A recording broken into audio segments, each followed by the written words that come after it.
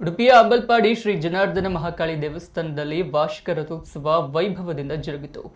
ಈ ಸಂದರ್ಭ ಅಲಂಕೃತ ರಥದಲ್ಲಿ ದೇವರನ್ನ ಇರಿಸಿ ವಿವಿಧ ಬಗೆಯ ವಾದ್ಯ ಸೇವೆಯೊಂದಿಗೆ ರಥೋತ್ಸವವನ್ನ ಮಾಡಿದರು. ಆಕರ್ಷಕ ಸಿಡಿಮದ್ದು ಪ್ರದರ್ಶನ, ಯಕ್ಷಗಾನ ಕುಣಿತ, ವಿವಿಧ ಬಗೆಯ ವಾದ್ಯ ಸೇವೆಯೊಂದಿಗೆ ಅತ್ಯಂತ ವೈಭವದಿಂದ ರಥೋತ್ಸವ ನಡೆಯಿತು.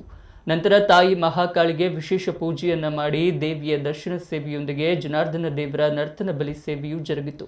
ದೇವಾಲಯದ ಆಡಳಿತ ಮುಖ್ಯಸ್ಥರಾದ ನಿಡಂಬೂರು ಬೀಡು ವಿಜಯ ಬಲ್ಲಾಳರ ನೇತೃತ್ವದಲ್ಲಿ ಎಲ್ಲಾ ಧಾರ್ಮಿಕ ಕಾರ್ಯಕ್ರಮಗಳು ಸಂಪನ್ನಗೊಂಡವು.